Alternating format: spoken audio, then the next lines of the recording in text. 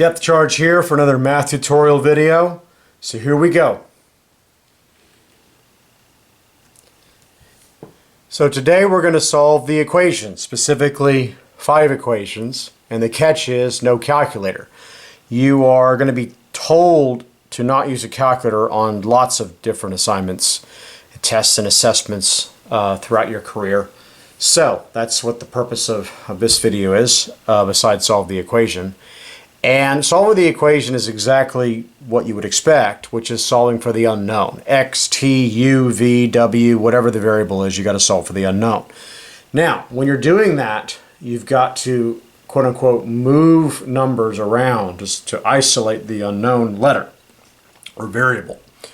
And this can be a very important phrase, I think. And that is think opposites. Think opposites will allow you to visualize and hopefully write down that I'm going to do the opposite of subtracting 2, which is to add 2.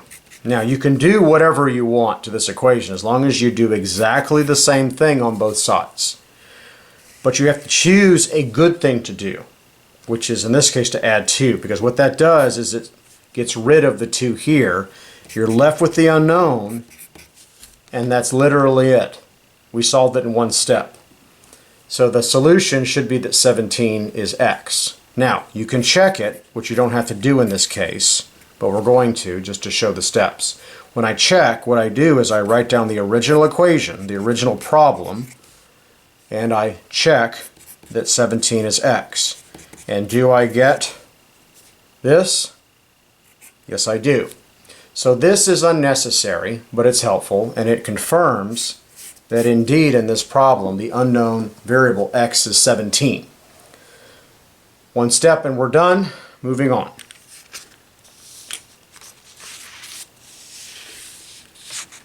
Alright, the name of the game is to solve for the unknown. In this case it's t. Think opposites.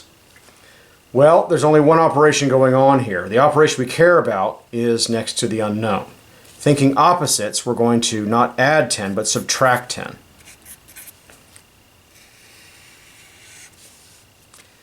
And the reason we choose to subtract 10 is because that cancels out the 10 here. And I have to do this, again, without a calculator, and I get negative 2. Is that true? Yes, it is. Now, I'm not going to show the checking work. What I'm going to do is I'm going to show how to do this without a calculator. This is going to be the right answer. Negative 2 is t. Now, the number line can help if you want to visualize and show work for this subtraction. This is the number line. It's a one-dimensional graph. 8 is right here.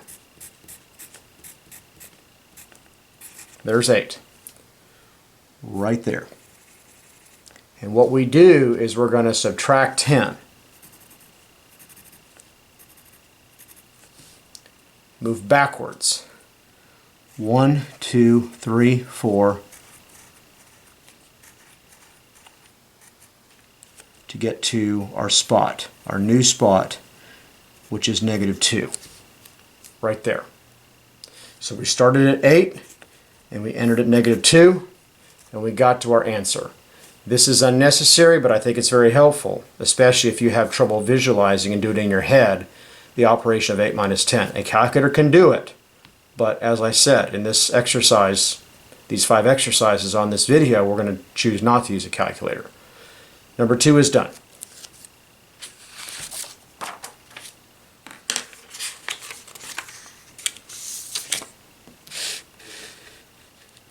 Alright, got a little bit harder one to do next. Solving for the unknown is exactly that, whatever the unknown is. This is the letter W, which is unknown at the moment.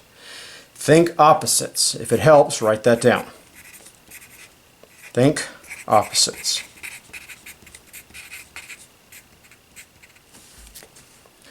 Now, you have 2 different operations going on here. We have a negative and we have a subtraction.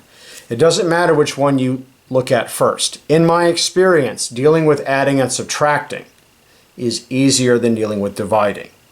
Like I said, the order doesn't matter, but the order that I'm going to choose is going to be very helpful, I think. I'm going to choose to add 24 to both sides.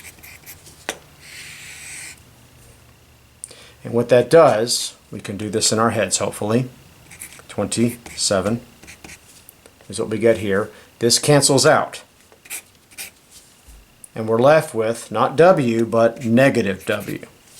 Is that the solution? No, it's not. Because the goal, when the goal is to solve, all these problems today are just solving for the unknown. The goal is to solve for the variable. And the variable has not been solved for. So what is left? Well, there are these things called implied numbers. Implied coefficients, implied exponents are a thing in math. And there's a number that sits right there that I haven't written, but it's there. And it's the number 1. And when you write a number next to a letter, otherwise known as a variable in math, it means multiplying. Think opposites tells us to divide. So when I divide negative 1 by negative 1, I get 1. And that is a canceling out. And that gives me W equaling negative 27. Is that it? Yes, it is. Moving on.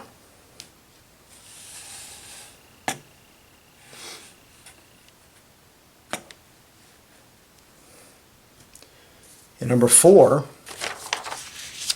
we're going to solve for the unknown yet again. Think opposites tells us to do the opposite of what you see. There's two things going on here, multiplying by 3 and subtracting 1. It is much easier every single time when given the choice in a problem like this to deal with the adding or subtracting first. You are welcome to deal with this multiplying by 3 first, but it will cause problems if you're not careful. This cancels out right here.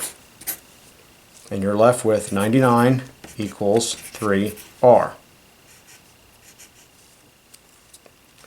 Think opposites. Divide by 3, divide by 3, and that's it. The 3's cancel out and become 1. So R equals, oh gosh, what is 99 over 3? What's nice about this is the 3 goes into both. So we get 33. Now, let's double check this. This is going to be the second time that we double check. The problem was 3R minus 1 equals 98. R is hopefully going to equal 33.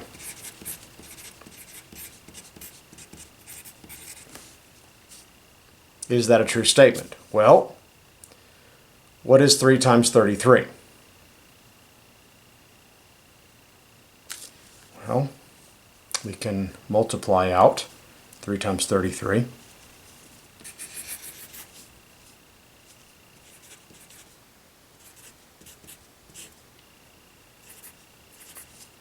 Just like that. And I get 99 minus 1 equals 98. That is a true statement. So, have I confirmed that my final answer is 33? Yes, I have. This was the problem, and this is the solution. Very good. Last one of the day is number 5.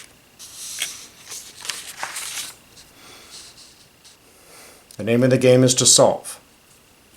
We're going to solve the equation. The unknown is A. Now, I keep saying that deal with the adding or subtracting first, but for this one, I'm going to do it a little bit differently. I am actually going to deal with this right here first. And let's see if we can get it.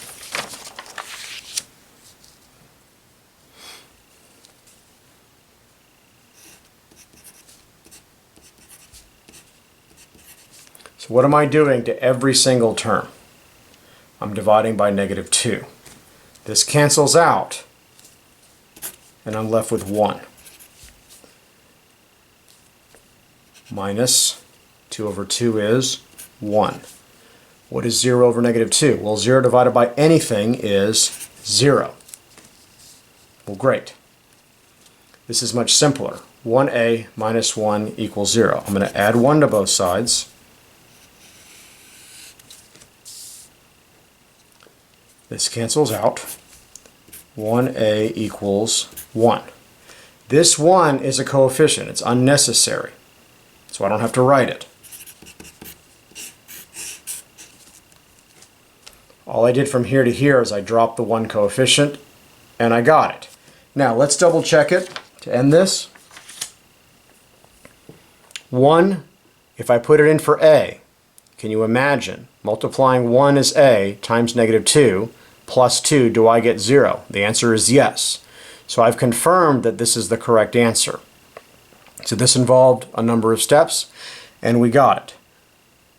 I hope you enjoyed this video. Please hit the thumbs up and subscribe, share it if you are inclined, and please leave a comment telling me what you think. Depth charge out.